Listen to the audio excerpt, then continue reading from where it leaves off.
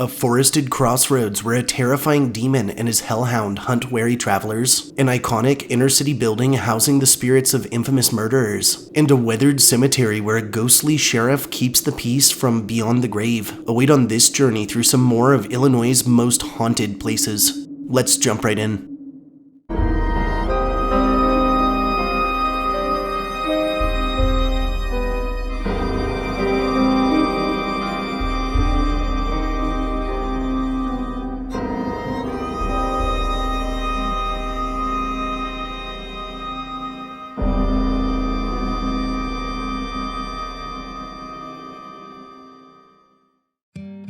Hey guys, and thanks for joining me on this adventure through some more of Illinois' most haunted places. Recognized for its diverse culture and arts, beautiful nature expanses, ties to our country's past, and for its ridiculously delicious foods, the land of Lincoln is also steeped in its fair share of chilling classic ghost stories and old hill folklore, sure to chill the bones of even the bravest. Are you sure you're ready to get started?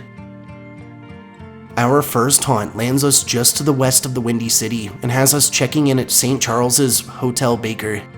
The illustrious Hotel Baker, which is located within the city of St. Charles, Illinois, is a prestigious historic lodging that's grown in popularity amongst both tourists to the region and history buffs, and that's bounds tote a frightening array of some pretty chilling local ghost stories. Historically, Hotel Baker was dreamt up through the early 20th century by none other than Colonel Edward J. Baker, who envisioned the creation of a luxury hotel the likes of which the region had never laid eyes upon before, one that stood as an escape for the people of St. Charles, and simultaneously as an icon of the ever-changing world around it. Following a lengthy design process, groundbreaking for Hotel Baker would transpire in 1926, and the lodging would officially open to guests 2 years later in 1928. Notably, Colonel Baker and his niece, Delora Norris, would go on to inherit a fortune from Baker's brother-in-law, being John Gates, the founder of Texaco Oil. And following their inheritance, the duo would silently give ridiculous sums of money to the community around them.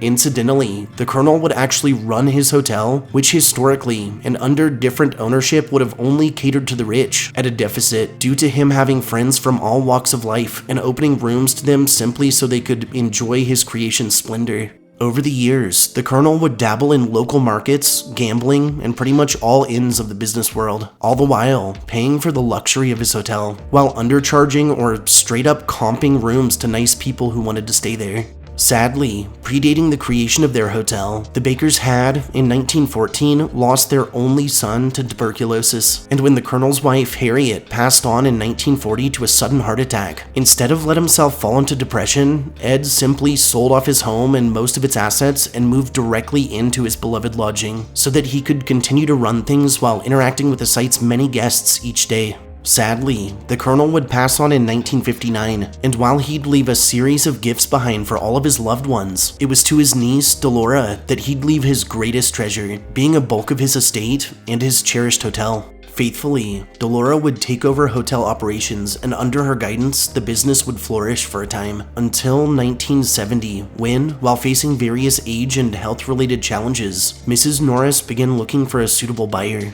Unfortunately, though it was listed on the National Register of Historic Places in 1978, the hotel's splendor of old would wane under flimsy management and the creation of new luxury lodgings nearby, and eventually, it was converted into a retirement home, during which time, its previous common areas would be opened up to the public. Unfortunately, this retirement home would be overwhelmed by the cost of upkeep, and would be forced to start selling its artwork and furniture before closing down and auctioning off the whole of the former hotel site. In 1996, the property would be acquired under two local businessmen who would start to work on what was spec'd as a $9 million renovation. However, after running the hotel at a loss for 2 years, in 2003, the site was put back up to auction, at which point it was purchased by couple Rowena and Joe Salas, who stayed on site previously in 2001 and who'd fallen in love with the palace. While the duo initially had reservations and backup plans to resell the hotel should they come across an adequate offer, what was originally supposed to be a quick investment turned into a lifelong adventure, as the Solaces began investing into the gym, and in a fashion true to the memory of the Bakers, kept it a relevant centerpiece to the community. In the present, Hotel Baker remains in operation and offers a unique blend of luxury lodgings, public access, community events, parties, tours, and so much more. Chillingly, Hotel Baker has long boasted a reputation for the purported paranormal activity experienced within, and both staff and guests to its bounds have reported extreme cold patches felt in temperature-controlled spaces, disembodied voices heard emanating from thin air, and instances of luggage or of personal possessions found unpacked and arranged around guests' rooms inexplicably. Possibly the most famous Hotel Baker ghost story claims that through the 1970s, a chambermaid who was scheduled to be married was left at the altar by her husband, after which she fell into an instant and severe depression. It's said that following several days of mourning, the young woman took her own life by way of drowning herself in the nearby Fox River. Preceding her untimely death, many claim the chambermaid's spirit returned to the hotel, and her apparition has been sighted in various rooms, and has also been heard weeping from darkened areas. Lastly, also reported across hotel grounds are instances of doors opening and closing on their own, phantom footsteps and knocking sounds that start up in the middle of the night, and several claims that the ghost of Colonel Baker's wife, Harriet, might just manifest from time to time, and usually around the top balcony. Landing just a short skip to the northeast of our previous listing, our second haunt has us reluctantly driving the ever-infamous Munger Road. Munger Road, which is a 4.12-mile stretch running between the villages of Bartlett and Wayne, in DuPage and Cook counties in Illinois, is a forested drive dotted with sparse farmlands, creeks, and a handful of rural businesses that, in more recent times, has picked up a rather ominous reputation as one of the most haunted drives not just in Illinois, but perhaps across the whole of the country. Historically, predating colonization, lands now holding DuPage County would, for hundreds of years, host tribes native to the region, the most prominent of which were the Potawatomi, and by 1800, they had actually established 4 major villages along the region's various waterways, which were used for transport, fishing, and of course, fresh water. The first of the area's European settlers wouldn't begin migrating to the region until around 1830, after which, like many other tribes of the era, they were slowly forced off of their ancestral lands thanks mostly in part to the Treaty of Chicago. In 1831, Cook County was created out of parts of Putnam County, and in 1839, DuPage was, in turn, created from parts of Cook. From the 1830s up through the 40s, settlers would quickly homestead the banks of the DuPage River, following which they would begin filling up prairie lands between. From the 1840s through the 50s, a series of new roadways and plank paths were constructed all throughout the county, and by the early 1900s, a total of 6 major rail lines would connect the county to other more major metros. Notably, from the 1880s through the 1910s or so, passenger train services would be set up, and rail travel would drastically increase in popularity. Through subsequent decades, Chicago would acquire land for the creation of O'Hare Airport, which would first open in 1955, and as popularity in the rail travel business waned in the growing shadow of the automotive industry, a number of additional roads were either created or paved over and officialized throughout DuPage. By 1958, the age of interstates and expressways had hit the country, and moving forward, as Chicago's populace continued to boom, more and more people began traveling from the Windy City to DuPage County not just to escape the city life, but also for work and for more affordable real estate options.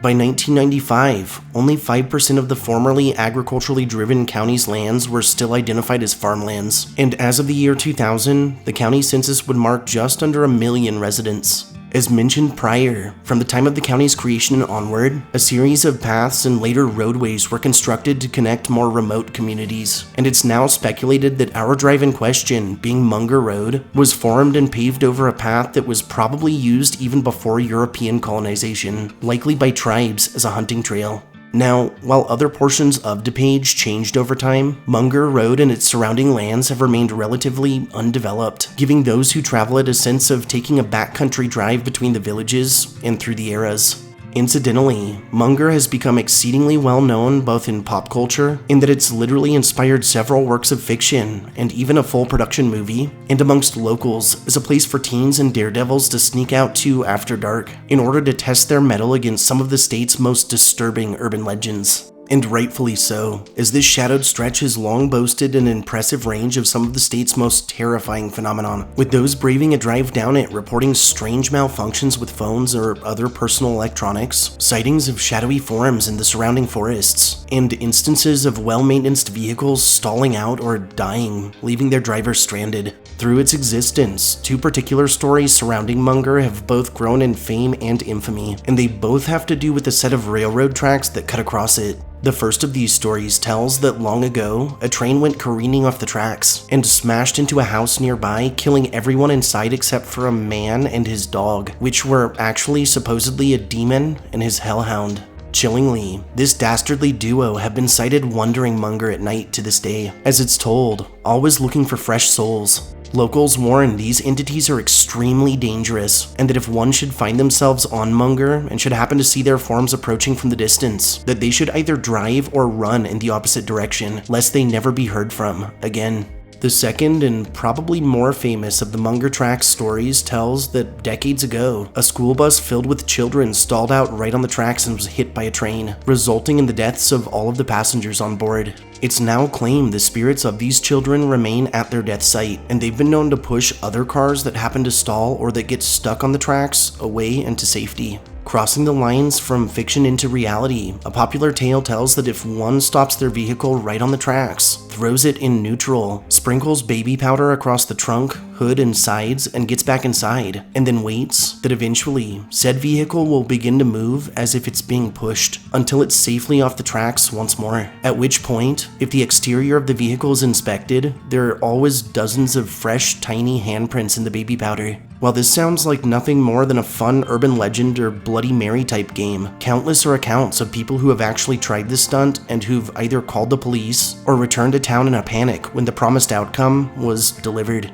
Also reported along Munger are phantom transmissions and voices heard through car radios, instances of those parked hearing scratching noises on the sides of their vehicles, and sightings of various apparitions in attire from different eras that some believe might be the tortured souls of those taken by the road's resident demon. Lastly, Munger and its surrounding landscapes are also known as hotspots for extraterrestrial and cryptid sightings, and reports entail UFOs in the skies above, run-ins with dogmen, Sasquatch sightings, and even encounters with the state's very own native cryptid, being the infield monster, a terrifying gray hominid thing with 3 legs and glowing red eyes that's been known to follow its victims over great lengths, and that's even warranted calls to the cops for trying to break into several people's homes.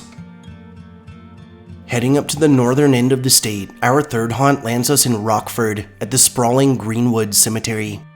Greenwood Cemetery, which is placed out of Rockford, Illinois, is a 100-acre historic burying ground that boasts the titles of being both the largest and oldest graveyard in the locale, that's grown in popularity amongst locals, tourists, historians, and those who simply want to explore a pretty fascinating cemetery, and that's saturated in a number of ghost stories and tales of strong paranormal activity. Historically, predating the creation of Greenwood, the first burial to occur in Rockford was that of a man who, in 1838, drowned in the Rock River, and whose body was laid to rest right near where Cedar and Winnebago streets now pass. And following the additional interment of the daughter of one Germanicus Kent, right near this first burial, an unofficial city Pottersfield was formed. Fleetingly, through the early 1840s, a new burial area was used briefly, which sat off the southern side of State Street. However, in 1844, several prominent citizens would band together to suggest centralizing local interments to one designated place. And by 1845, Greenwood Cemetery, or at the time, the West Rockford Cemetery, was born. Oh, and following the establishment of this new cemetery, bodies from older surrounding yards were actually all dug up and reinterred on site. For a time, this graveyard would serve the community's after-death needs. However, in 1852, the Galena and Chicago Union Railroad would finally reach out to Rockford and would purchase lands necessary for the completion of their line. Subsequently, the cemetery was once again moved, with bodies dug up and reinterred at our current graveyard site, after which, on June 23rd of the same year, this new and final burying ground would be officially incorporated, thus marking it as a permanent fixture of Rockford. Notably, these new cemetery grounds, which were placed off of Main and Auburn streets, were selected due to their distance from the business district and another potentially looming forced relocation, and to date, they remain unimposed. As the years stretched on, Greenwood Cemetery would continue to welcome a host of local and related interments, and by 1887, amidst its growing popularity, the Cemetery Association would set to work on the construction of a chapel that would be used to protect services during bad weather, as well as for other cemetery-related ceremonies or events. Additionally, the chapel itself, which was designed under Henry Lord Gay in the Richardsonian Romanesque style, would model its tower after a Roman war tower and was actually engraved with the names of those locals who had died at war. In fact, it's now believed that this chapel probably served as the town's local war memorial until the construction of Memorial Hall downtown in 1903. And like many other graveyards of its day, it sports a good number of veterans' graves, both from the Civil War and other minor conflicts. Through the turn of the century, burying grounds would become an outdated concept, with cremations being all the rage. And by the 1920s, architect Frank B. Gibson was commissioned to design a crematory addition to the freestanding chapel. Following the opening of this crematory in 1921, the cemetery's moniker would finally be changed to Greenwood. Over the decades, Greenwood would continue to serve its community while welcoming several expansions. And more recently, in 2012, it was recognized by the National Park Service and would be honored with a listing on the National Register of Historic Places. In the present, Greenwood remains in full operation, offering end-of-life services including full burials and cremations. It also remains open to the public from dawn until dusk and provides a host of trails, self-guided touring options, and more. But this famed place of final rest isn't always as restful as it probably should be, and over its lengthy existence, both staff and visitors have reported shadowy figures that move about the gravestones after dark, strange fogs that descend upon the cemetery alone and on otherwise clear nights, and the phantom sounds of both footsteps and voices, sometimes in conversation, sometimes laughing, sometimes arguing, and seemingly from all age categories, from babies to children, to teens, to adults, and to elderly. One of Greenwood's most famous ghost stories tells of former Winnebago County Sheriff John Taylor, who, in 1856, began hunting a cattle thief by the name of Alfred Countryman. As it's told, John went around banging on doors and extracting information until he was hot on Alfred's trail. But just as he and a small posse showed up to make an arrest, Alfred fled, leading John on a frightful chase into the countryside.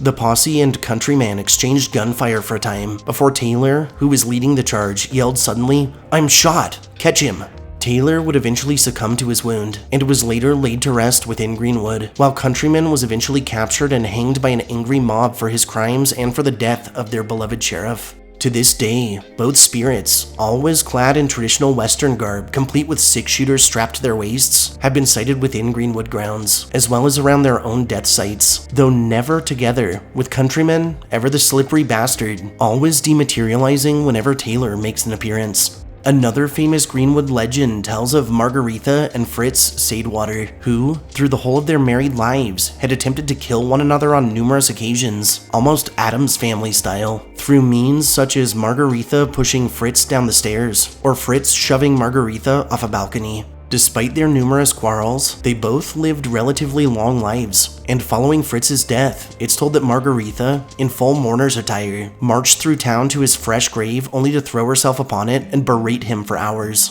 Following her death, in 1935, her ghost has been sighted at Fritz's grave, berating her late husband into eternity. Lastly, two other prominent Greenwood ghosts are that of Civil War Colonel Edward Ellis, who got shot 5 times and each time rose to continue leading his men, and who often materializes with bullet wounds across his chest, and that of James Henry Breasted, who may very well have inspired the image of Indiana Jones, and who, as an Egyptologist, was one of the original scholars to study the tomb of King Tut. Notably, James's grave is actually graced by a large rock from the Valley of the Kings, which many believe holds the legendary Curse of Tut and might afflict any who dare touch it. Number 4 has us traveling to the Windy City itself and visiting the prestigious Rookery. The Rookery building, which stands off of South LaSalle Street on the Chicago Loop in Chicago, Illinois, is a historic, office-like building boasting the title of being the oldest standing high-rise in the city. Its bounds have grown in renown over their years of hosting a number of financial and legal firms, a range of retail shops, and an assortment of historic attractions, and that's shrouded in a handful of chilling classic urban legends and stories of eerie supernatural encounters. Historically, following the Great Chicago Fire of 1871, and amidst new advancements in brick and steel structures, architects who comprised what was known as the Chicago School of Commercial Architecture would compete with each other to create the world's first true skyscraper, complete with modern building techniques, fireproofing, and elevators. And in 1886, the Rookery was constructed under the firm of Burnham and Root, who sought to establish not just a high-rise, but a statement piece that represented the era and evolution of building practices. Notably, the Rookery was completed through the use of various influences including Moorish, Byzantine, Venetian, and Romanesque, and was unique in that it utilized a floating foundation, which was essentially comprised of heavy rails ran through concrete in order to support its immense weight sans foundation stones, and right atop Chicago's swampy underterrain. Perhaps the building's most stunning feature, Root and Burnham would design what was called a central light court within the building that would serve as a focal point while providing illumination to all of its interior offices, and that sported wide ceiling windows and open space through which the daylight could easily travel. Notably, from 1898 to 1899, another highly esteemed American architect, being Frank Lloyd Wright, would hold offices in the Rookery, and in 1905, Wright was actually commissioned to redesign the lobby, after which he would alter the entryway to reflect his classic prairie style, while adding various modern light fixtures. To date, these changes to the Rookery remain Wright's only work on any building in downtown Chicago. Through the 20th century, the Rookery would undergo a handful of major renovations, the first being Wright's renovation from 1905 to 1907, and that resulted in a slew of modernizations across all interior spaces. The building's second major renovation would fall in 1931 and was performed under one of Wright's assistants, being William Drummond. Like his mentor, Drummond would modernize a number of interior elements while adding Art Deco detailing and new elevators. The site's third and final renovation was completed in 1992 under DePrato Regali Studios, and was actually focused on retaining its modernity while also restoring an aesthetic that reflected the construct's original form. Over these many decades, while a good bulk of other buildings that formerly stood along the Chicago Loop were demolished or completely changed, the Rookery's consistent renovations actually allowed it to stay relevant and resulted in a few changes to the actual structure itself. More recently, in 2007, the Rookery was purchased for $73 million under an investment group controlled by a prominent European family, after which its new owners would announce plans for extensive renovations of the property's common areas. And in 2011, a project under the Office for Visual Interaction was completed and included the addition of LED technology to better illuminate the building's various architectural features. In 2014, the Rookery would earn LEED, or Leadership in Energy and Environmental Design, Gold certification. In 2015, a full-feature bike room was added while restrooms were updated, and in 2017, an elevator modernization would include a full visitor system and destination dispatch, which is a means by which elevators carrying individuals to specific floors can greatly efficientize their travel times. Think carpooling, but with elevators. In pop culture, the Rookery has been used a number of times, including in as early as 1903 in the Frank Norris novel, The Pit, in 1987 as a police headquarters in the iconic film The Untouchables, and in 1992 in the beloved Christmas classic Home Alone 2, Lost in New York. Today, the Rookery remains open to the public, and alongside its fascinating jumble of shops and points of interest, tours are also offered Mondays through Fridays under the Frank Lloyd Wright Trust, which is still located within the building. Bearing such a long history, it's no surprise that over its years, the Rookery has also harbored a number of local ghost stories, and both visitors and those working within have reported a range of paranormal activity, including doors that open and close by themselves, instances of personal electronics behaving erratically, and encounters with both shadowy figures and full-bodied apparitions in clothing from all of its different eras that are usually sighted in passing and are always gone when eyewitnesses turn to get a better look. One point of interest where numerous parties have experienced pure terror are the elevators. On a good day, they run fine until close, but every so often, they're said to behave of their own accord, shooting passengers to random floors or getting stuck mid-transit with maintenance unable to find anything wrong, and then, sometimes hours later, just sporadically restarting again.